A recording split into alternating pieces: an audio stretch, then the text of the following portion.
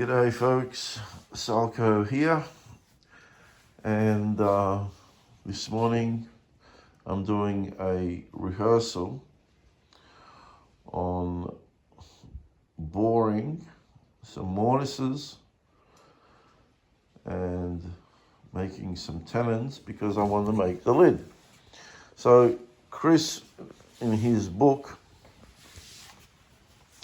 he suggests to make the lid 4 inches long because the style is 4 inches wide, right? It's a through mortise, and then he wedges some little gaps here and there, and he's got a haunch, and that's to stop it from twisting and also to cover up the groove.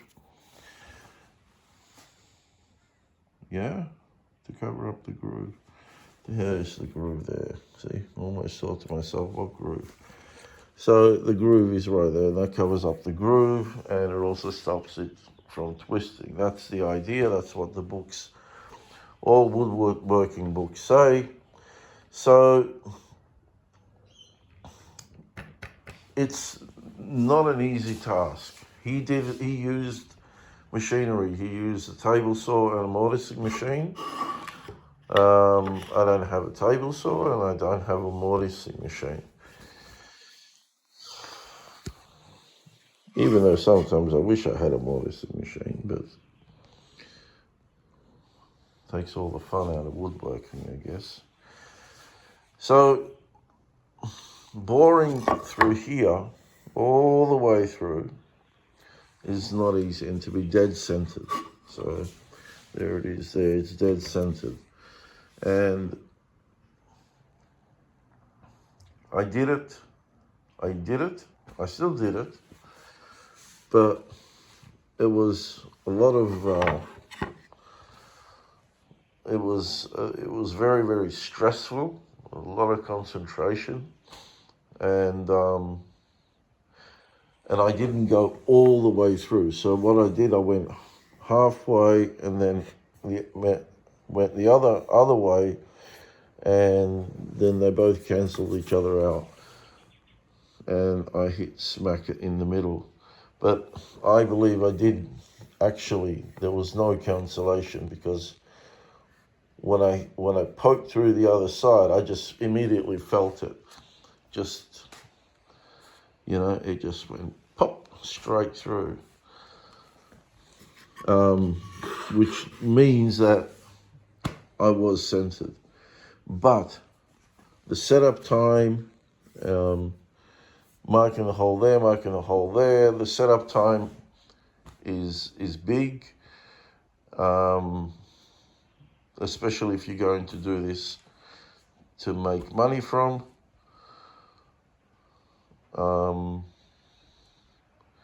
Which I wouldn't do if I didn't use machinery of some sort. But anyway, that's another topic. So I'm just going to go only about 2.5 inches in. So there's the length of my. I'm only going to go in from one end. It's going to be 2.5 inches long, and I'll probably draw bore it as well. So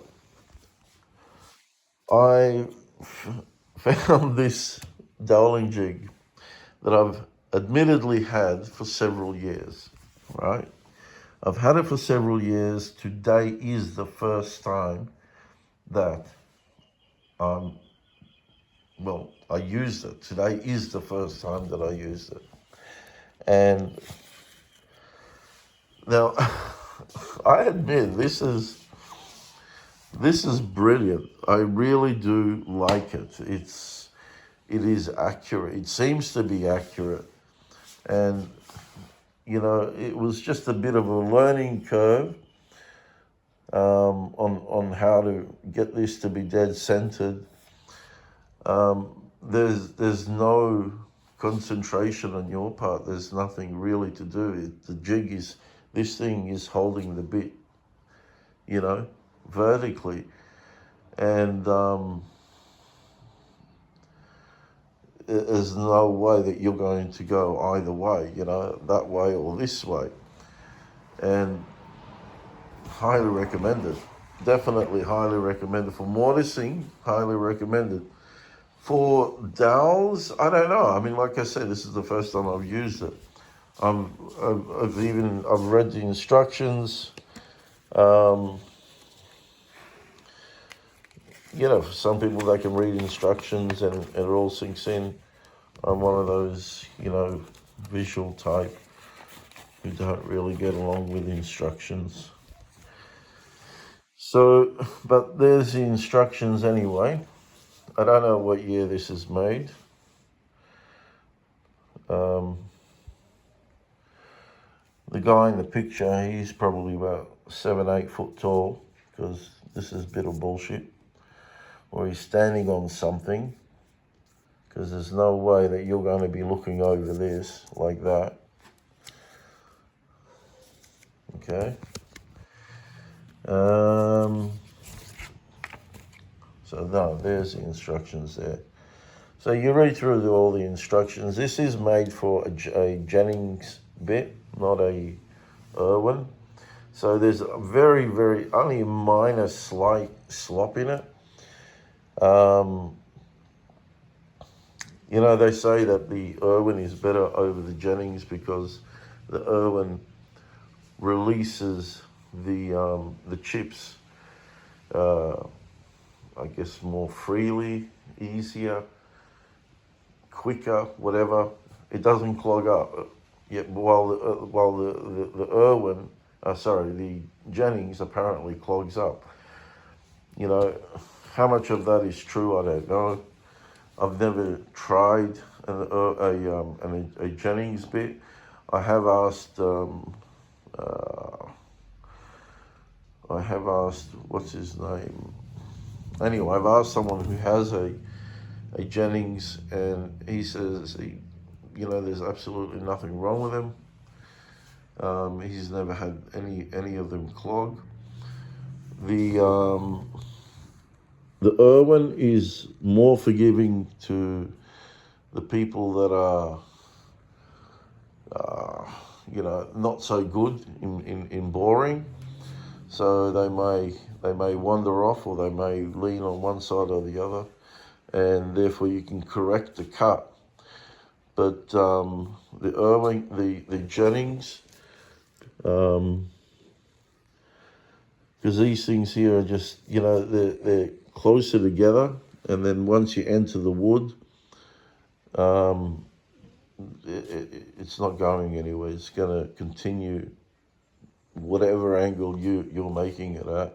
It'll continue with that. So it's less forgiving to the inexperienced user.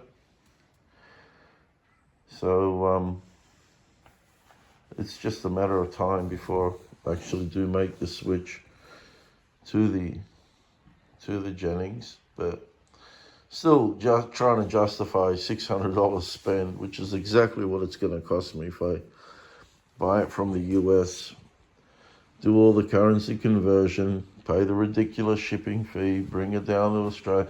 It'll end up costing me $600. And, you know, can you justify that sort of spend? I don't know. I love my tools. What can I say? So, how this thing works here is that I'm using a 1/4-inch bit, right? And that's the number 4 on this. And there's this little graduation mark. I'll get up this thing here. Let's see if I can see. All right. You see that one there? That lines up with this 1/4-inch mark here. And that's what makes it dead centered. I thought it's this one here, but it's not. It's that one there. And that's what makes this dead center to that. So I'd love to show you how I do it, but there's nothing really to show. This is the part here, that's the depth stop. And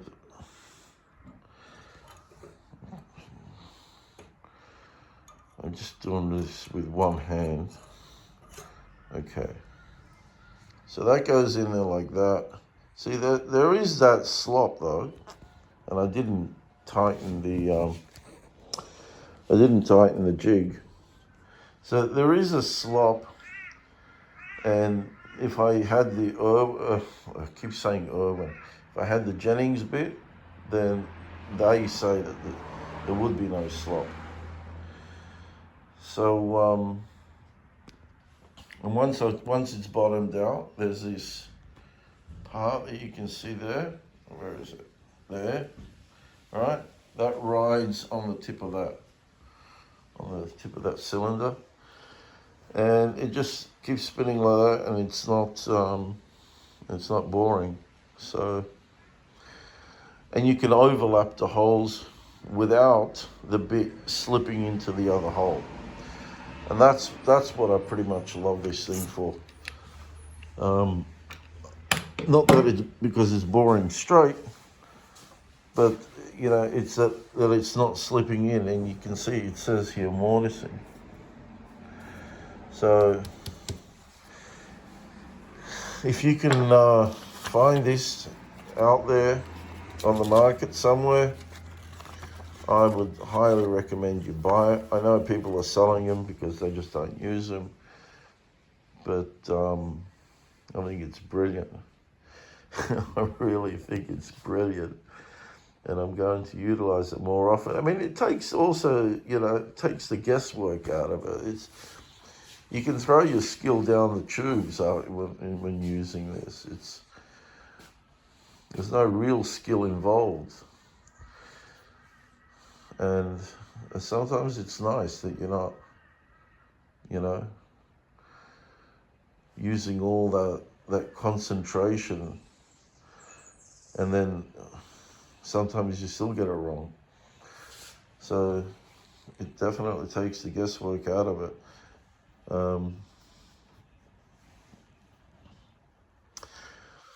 Well, I think that's about it. It wraps it up on that. I hope these videos are really helping you understand the process of this build, and you know, the frustrations that go with it, the complexities, and so forth.